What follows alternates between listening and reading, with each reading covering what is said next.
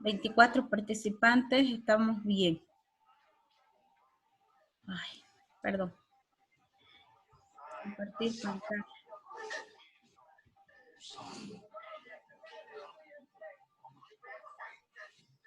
Ya.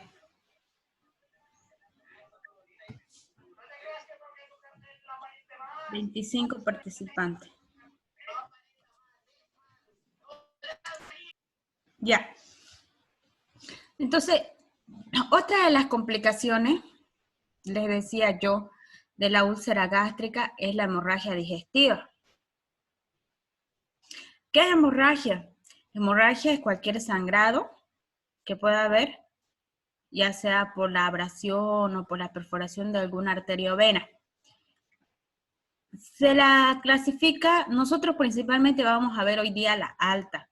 La baja la vamos a ver también, pero la vamos a ver cuando nos toque la parte de colon, intestino delgado.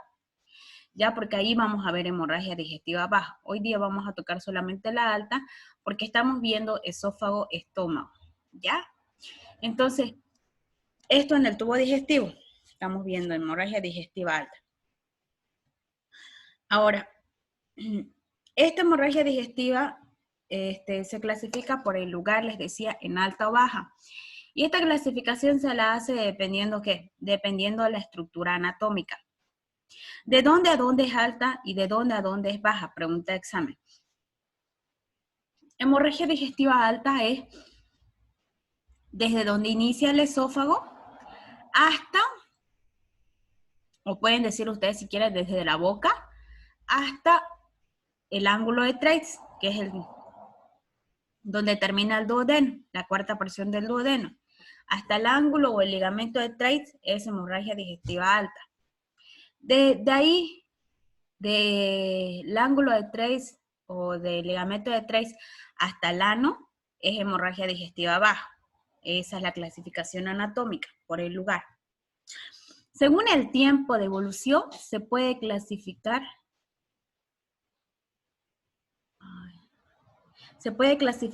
en aguda o crónica. Es aguda cuando es menor a 12 horas de evolución que ha iniciado el sangrado. Y es crónica cuando es mayor a 6 meses. Vamos a ver bastantes hemorragias crónicas en pacientes que tienen cáncer. Entonces puede ser aguda o puede ser crónica. La hemorragia aguda es la que más vamos a ver. ¿Cómo se manifiesta? Se manifiesta por vómitos y evacuaciones rectal de sangre. Aquí vamos a tocar algunos puntos como son hematemesis, que es la sangre vomitada con coágulos, ¿ya? Es rojo, ¿ya? El paciente vomita sangre prácticamente. Vómitos en pozo de café es también vómitos de sangre, pero son sangres que han sido retenidas, coaguladas, digeridas en el estómago por más de 1 hora. O sea, sangre guardada en el estómago, es vómitos en pozo de café, es un poquito más fétida. Sigue siendo roja, medio negra, pero es fétida porque está digerida. Hematoquesia. Hematoquesia es la evacuación de sangre fresca con coágulos a través del ano, ¿ya? Entonces, las heces fecales rojas. Y lo contrario a hematoquesia es melena. Las deposiciones en las melenas son negruzcas, son tipo alquitrán, por hemorragias de poco volumen, ¿ya? Entonces, melena. Antes de ver la sintomatología, vamos a ver cuál es la causa para que se dé una hemorragia digestiva. Ya sabemos qué es la hemorragia digestiva, ya sabemos cómo se clasifica. Entonces, ahora vamos a ver cuál es la etiología, por qué sucede una hemorragia digestiva. Entonces, las causas justamente las acabamos de ver, ¿no es verdad?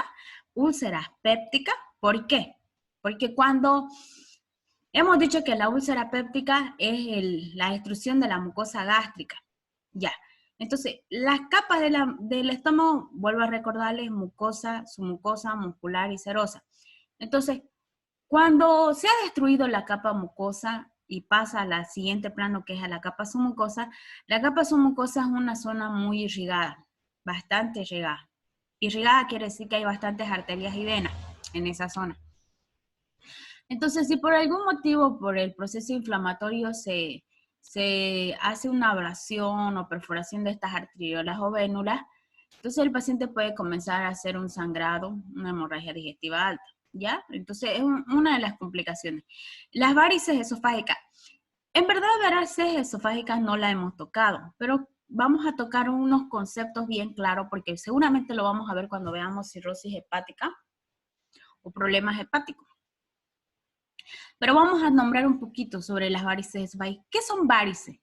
Las varices son dilataciones. Pueden ser arteriales como también pueden ser venosas. En este caso sería dilataciones arteriales o venosas, sobre todo las venosas en esófago. Entonces, nosotros sabemos que el esófago está irrigado por las arterias esofágicas a nivel del tórax. Cuando por algún motivo, ¿qué pasa? ¿Qué sucede?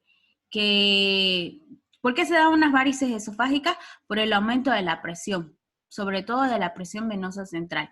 Cuando hay un aumento, porque hay una cirrosis o el hígado está muy grande, hay una hepatomegalia, entonces la vena cava superior comienza a congestionarse y esa congestión va a llevar a una dilatación de las colaterales o afluentes. Entonces esas dilataciones es lo que se llama varices esofágicas. Cuando una de estas revienta, es fatal.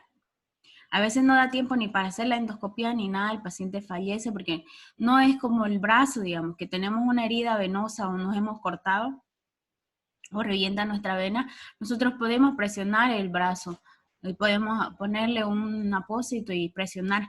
En esófago es diferente porque no podemos presionar el esófago, no hay manera. Entonces el paciente prácticamente hace un shock hipovolémico por hemorragia digestiva alta. En los desgarros esofágicos gástricos, cuando hay vómitos que son espontáneos y que son con mucha presión, puede hacer esto un desgarro de la mucosa esofágica y producir igual hemorragia aguda.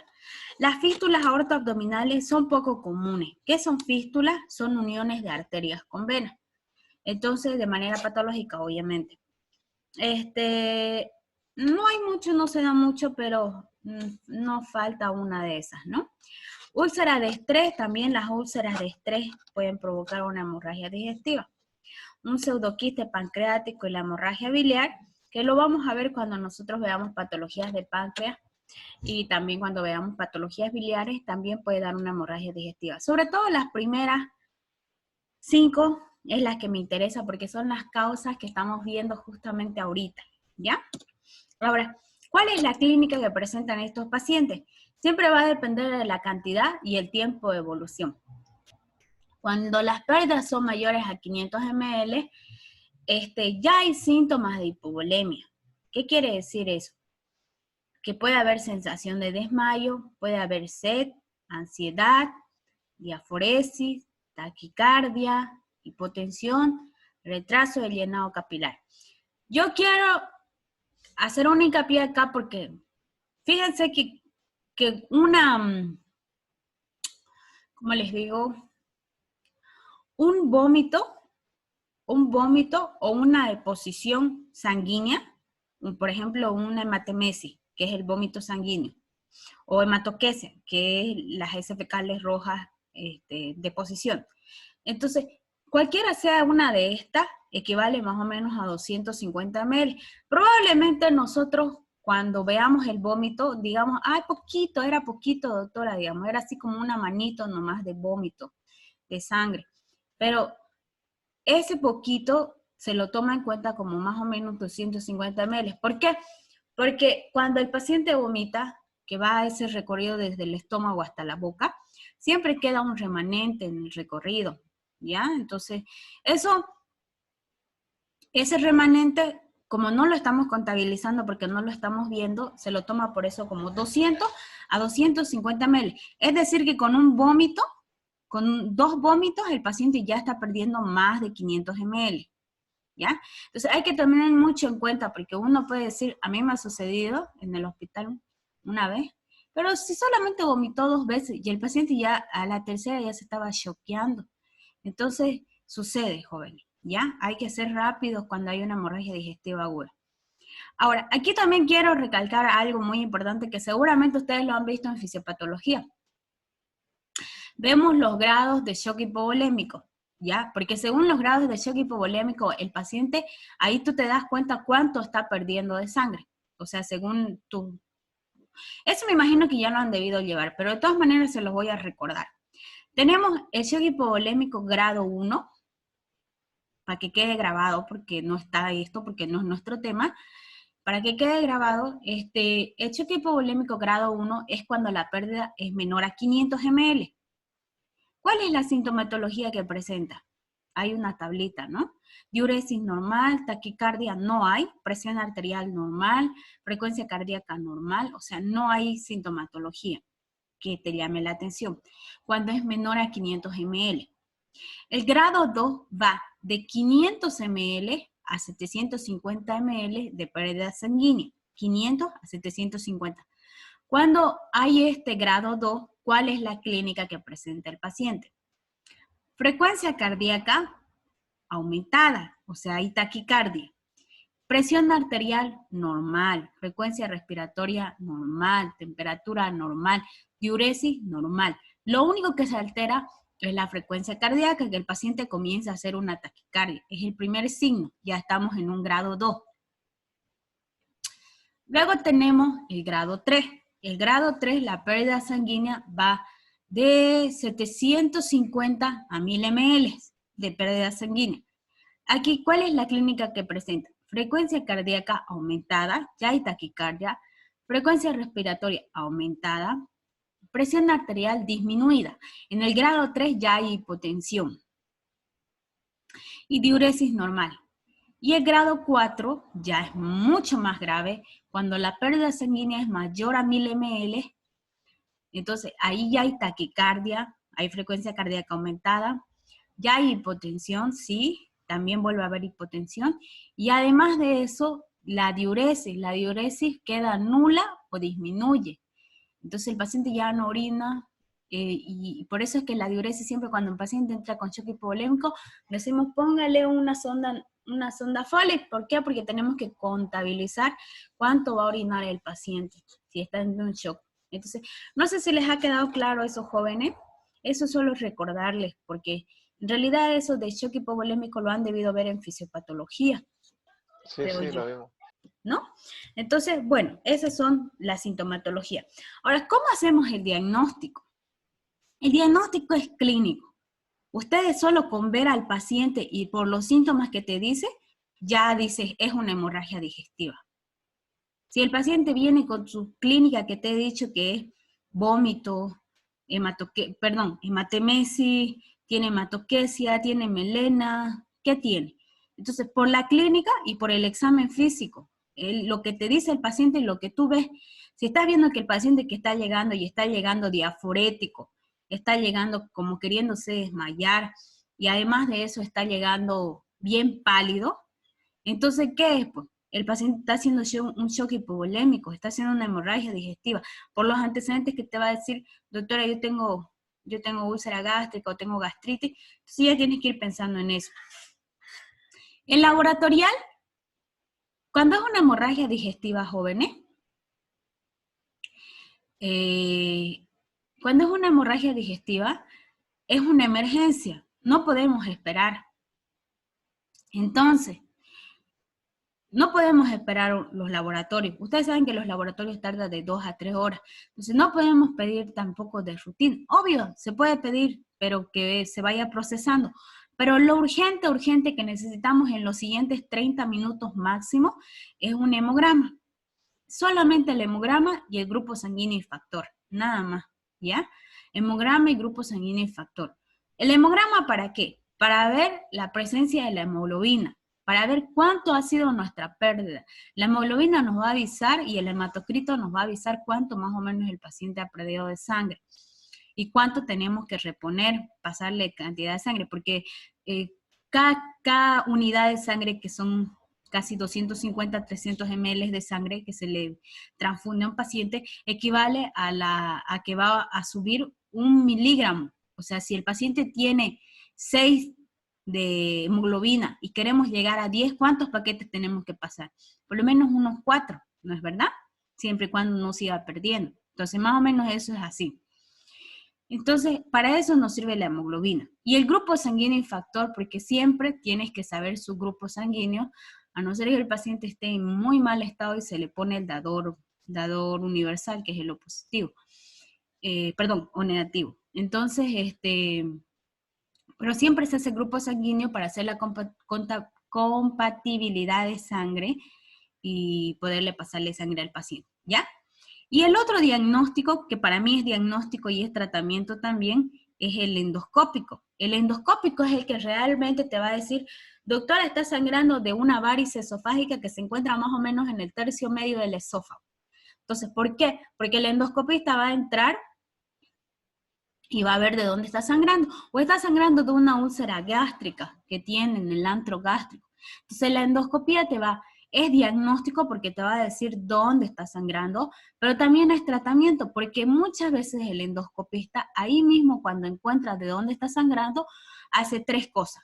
Puede clipear significa que poner un clip ahí en la arteria que está sangrando, un clip metálico por endoscopía.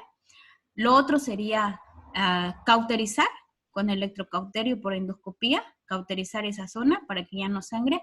O por último, ponerle un parche hemático, entonces le ponen un parche también. ¿Ya? Entonces es diagnóstico de tratamiento. Pero muchas veces, jóvenes, me ha sucedido que a veces no alcanzamos ni siquiera hacerle la endoscopía, ni siquiera como diagnóstico o tratamiento.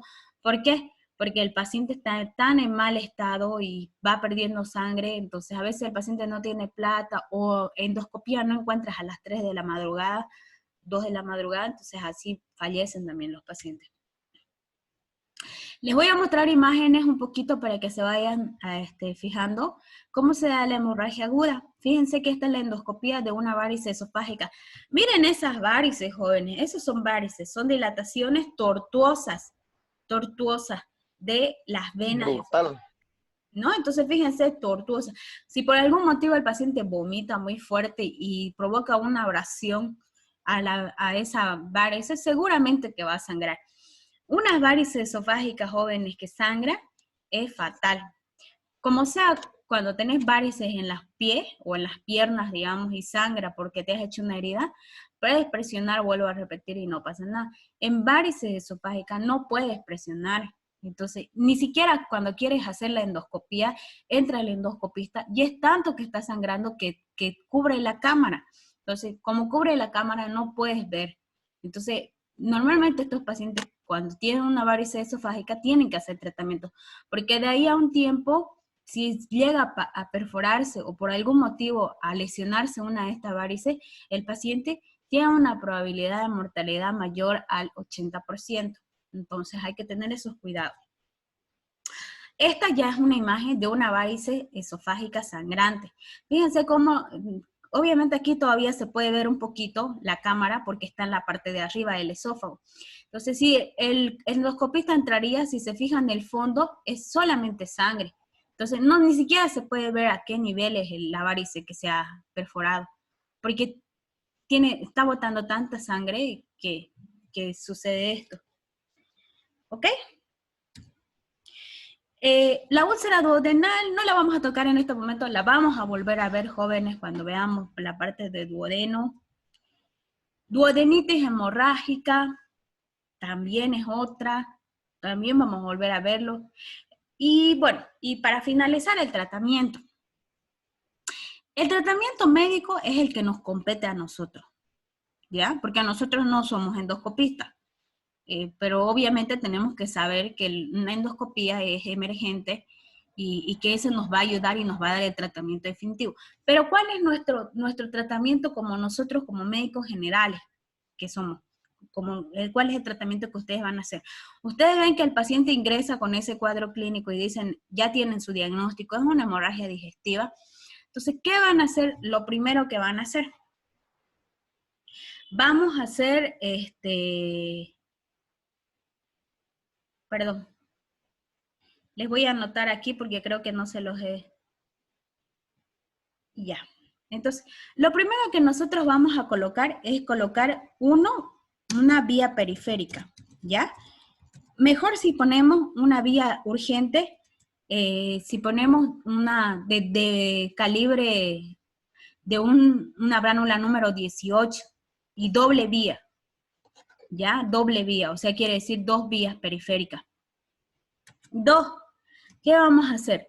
Vamos a hidratar, a reponer volumen, que se los puse aquí también. Vamos a reponer volumen. ¿Podemos pasar hasta cuánto? Hasta 2000 ml de solución fisiológica o solución Ringer. 2000 ml. No más, ¿por qué? Porque si vos le metés más líquido, puedes encharcarlo al paciente. Entonces reponemos volumen con suero fisiológico o suero Ringer lactato caliente.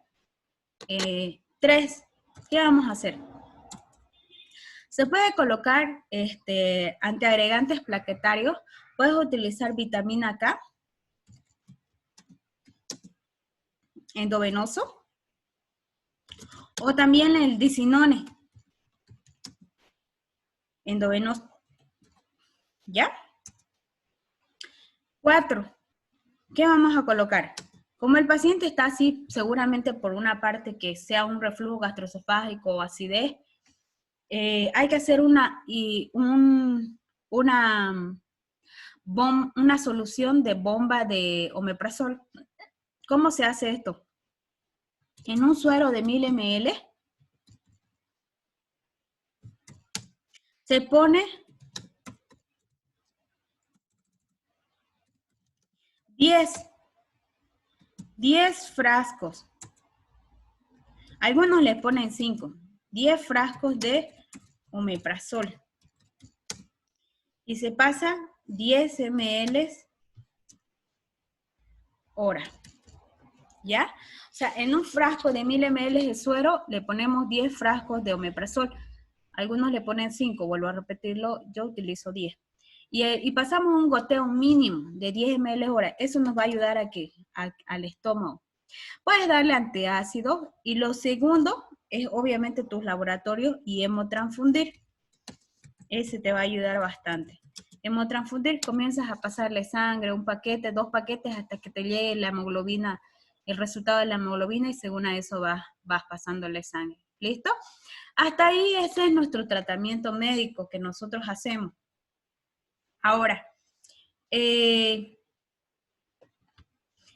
otro tratamiento es pedirle inmediatamente hablar con la familia para hacerle la endoscopía, porque la endoscopía es el que te va a dar el tratamiento definitivo.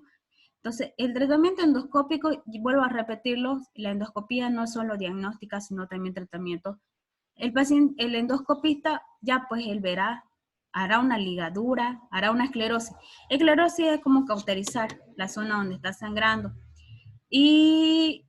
si no, también hará una colocación de un parche. Entonces, eso puede pasar, jóvenes.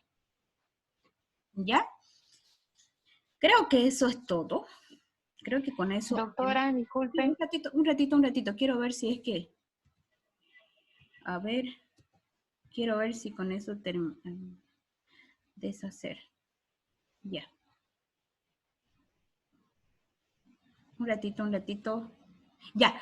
Otro es, termino con esto y me ponen las preguntas. El tratamiento quirúrgico, cuando por algún motivo, jóvenes, no se puede realizar la endoscopía y el paciente se está muriendo, entonces el cirujano tiene que entrar a operar inmediatamente. No les voy a preguntar técnica quirúrgica, vuelvo a repetir, porque no es nuestro tema, no es nuestra materia.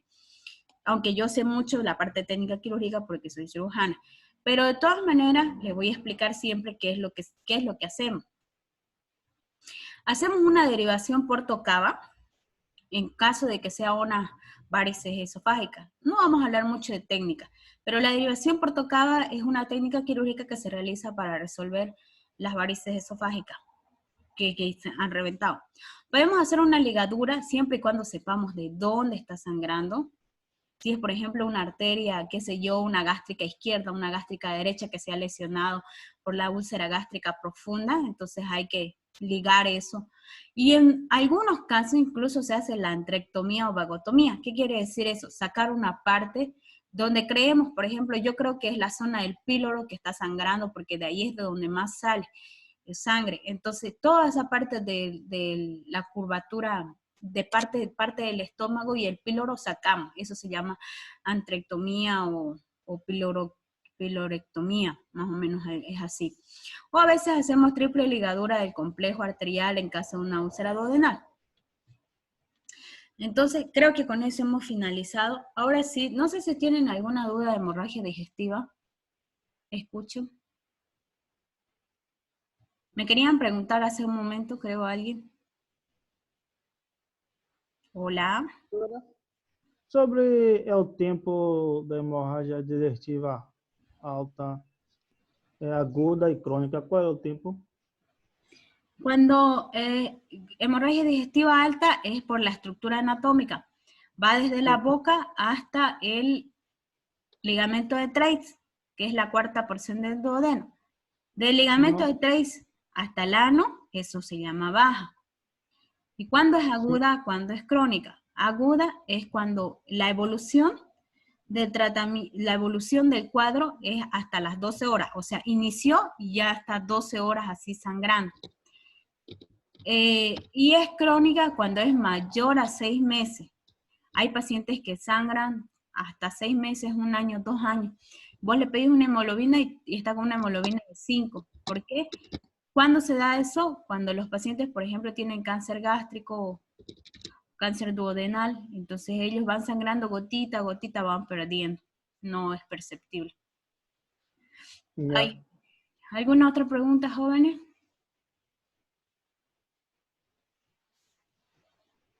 ¿Preguntas? Entonces, ¿qué hemos avanzado hasta ahorita? Vuelvo a repetirlo. Esófago, reflujo gastroesofágico, acalasia, trastornos motores, divertículo epifrénico, divertículo de Schenker, hernia hiatal, cáncer esofágico. Y les he mostrado un caso clínico. Ahora, en la parte gástrica, ¿qué hemos avanzado? Gastritis aguda, gastritis crónica, úlcera gástrica y ahorita terminamos con hemorragia digestiva alta, ¿ya? Nos faltaría un tema más que es cáncer gástrico. Quiero ver si me va a dar tiempo. Son las 11:05, ya no nos da tiempo. Entonces quedaría pendiente este tema de cáncer gástrico para avanzarlo la siguiente clase. ¿Listo? No sé si tienen alguna preguntita. Con eso, con cáncer gástrico, jóvenes, terminaríamos todo nuestro tema, nuestro temario. Entonces, con eso, hasta ahí va a ser el primer parcial. Yo no sé si el primer parcial se los va a tomar, no creo, sinceramente no creo que se los tome el examen virtual. Yo creo que más va a ser de que se termine esto, que yo creo que va a ser 1 semana o 2 semanas más. Entonces, vayan estudiando. Ya de ahí lo que comencemos a avanzar después de cáncer gástrico, vamos a avanzar, pero va a ser para el segundo parcial. ¿Listo? No sé si tienen alguna consulta para que ya vaya finalizando todo.